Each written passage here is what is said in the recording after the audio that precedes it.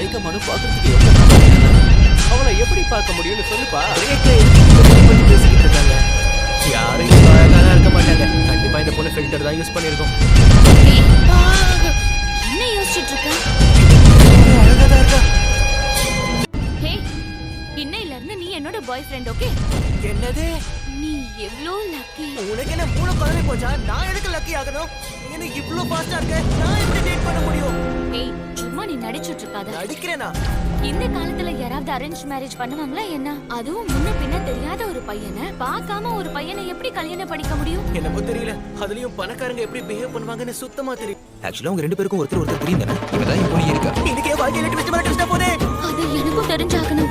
கல்யாணம் முடிவான சந்தோஷத்துல ஒரு ட்ரிங்க் எடுத்தே ஆகும். கல்யாணமா? நான் ஓகே சொல்லவே இல்லையே. கூட சம்மதிக்கவே இல்லையே. ஆனா என்னால வார்த்தையை மீற முடியாது. ஒரு நிமிஷம் இரு. அப்ப ஏதோ ஒரு சூழ்நிலையில